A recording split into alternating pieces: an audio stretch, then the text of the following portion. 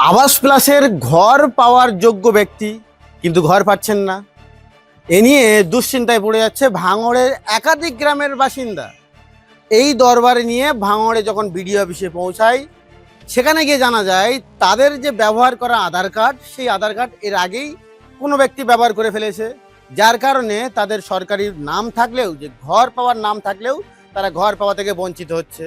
সেখানে বিডিও অফিসে গিয়ে তারা বিভিন্ন দপ্তরে ঘোরাঘুরির পরে, বিভিন্ন জায়গায় ঘোরাঘুরি, পঞ্চায়েত বিভিন্ন জায়গায় ঘোরাঘুরির পরে কোনো রকম সুরাহা পাওয়া যায় না।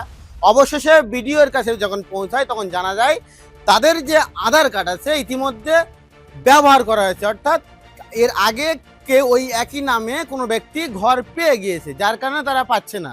এ নিয়ে ক্ষোভে ফেটে পড়ছেন সাধারণ মানুষজন।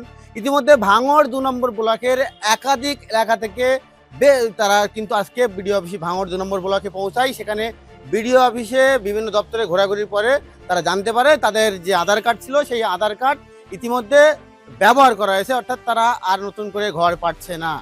তা নিয়ে কিন্তু তারা যথেষ্ট দুশ্চিন্তায় পড়ে যাচ্ছে।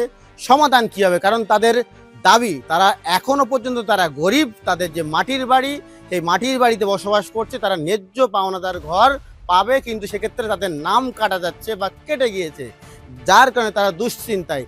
এ নিয়েই কিন্তু তারা ক্ষোভে ফেটে পড়ছেন এবং বিডিও অফিসে তারা গিয়েছিলেন এবং বিডিওর কথা মতো শুনে তারা কিন্তু যথেষ্ট ফেটে পড়েছেন। তবে তাদের আশ্বাস, তাদের বিশ্বাস, তারা কিন্তু ঘর পাওয়ার যোগ্য, তাদের ঘর থেকে বঞ্চিত করে। তবে প্রশ্ন থেকে যায়, তাহলে এই ঘরটা পেল কারা? তাদের আধার কার্ডটা কারা ব্যবহার করলো? এ নিয়ে কিন্তু প্রশ্ন থেকে যায়। তবে গাফিলতি উঠছে বেশ কিছু প্রশাসনিক আধিকারিক এবং পঞ্চায়েত সদস্যের বিরুদ্ধে।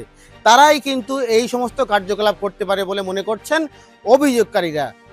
যারা বেনিফিশিয়ারি, লাইট কমা অনেক লাল হয়ে যাচ্ছে, যারা উপভোক্তা, তারা যখন ঘরের জন্য আবেদন করতে যাচ্ছে তারা দেখছে যে তাদের আধার কার্ডে ঘর উঠে গেছে।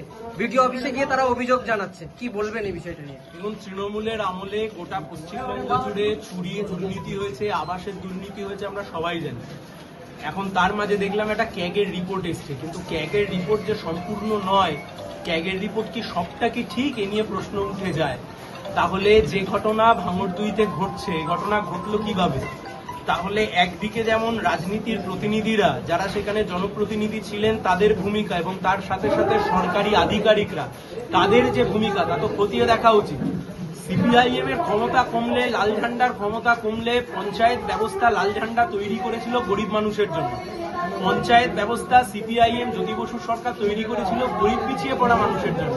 তৃণমূলের আমলে সেটা হয়ে গেল, যার কাছে টাকা সেই মানুষ গিয়ে ওখানে দখলদারির রাজনীতি করবে। সেই দখলদারির রাজনীতি হয়েছে, তদন্ত করুক, তদন্ত করে দোষীদেরকে চিহ্নিত করে জেল খাটুক। ভাঙড় থেকে জাহাঙ্গীর হোসেন, কলকাতা টিভি।